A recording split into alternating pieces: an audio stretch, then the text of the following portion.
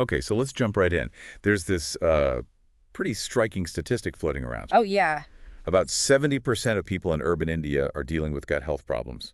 7 out of 10, Wow, that's high. right? It feels like more than just occasional indigestion. It suggests, something systemic, maybe tied to how we live now. You might even recognize some of this yourself. Absolutely. It's a huge number. And that's really what we want to unpack in this deep dive, isn't it? To look at why this is happening based on what we know, and importantly, what can actually be done. Exactly. Because it's not just about your stomach feeling off. Not at all. The gut is linked to so much more. Yeah, this mind-gut connection people talk about. Hmm. It seems imbalances there can genuinely ripple out. We're talking anxiety, mood swings, Even memory, potentially. It's fascinating how interconnected it all is. and the common culprits, the things people report most Yeah. often, IBS, constipation, that constant bloating feeling. Acid reflux, GERD, even things like peptic ulcers. They're really widespread issues in urban settings. So a big piece of this seems to be diet, right? Yeah. Especially in cities. Definitely. That's a major factor. There's been a noticeable shift away from, let's say, more traditional diets. The kind of lots of fiber, whole foods. Precisely. Towards food that's, well, more processed. Fast food, convenience foods. And that change dramatically affects our gut microbiome, doesn't it? Those trillions of tiny organisms. It really does. They thrive on diversity, on fiber. Processed foods just don't offer the same kind of nourishment for them. Okay, so diet's one thing, but what about lifestyle?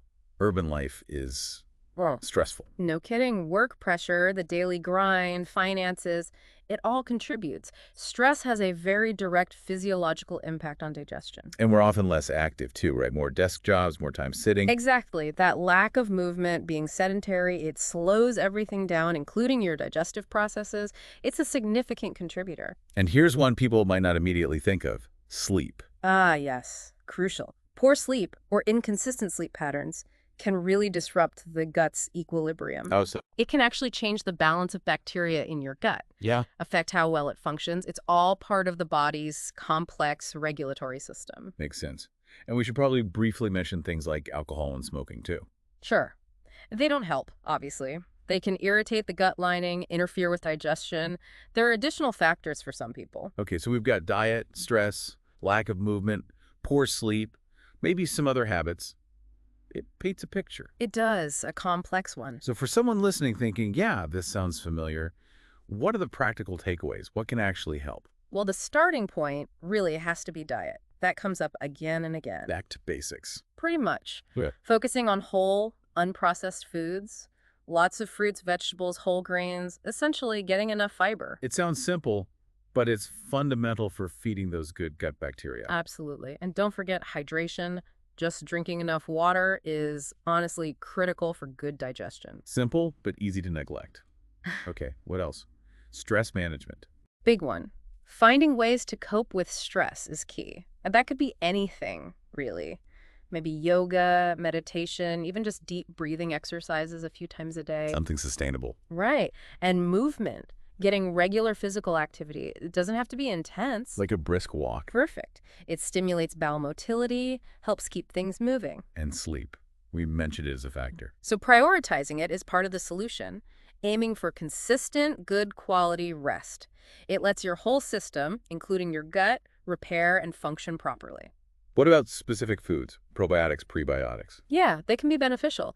Probiotics are the good bacteria themselves found in fermented foods like yogurt, kefir, things like that. And prebiotics. They're the food for those good bacteria. Mm-hmm. Mostly types of fiber found in fruits, vegetables, legumes, whole grains. So a fiber-rich diet naturally includes prebiotics. Got it. So feed the good guys.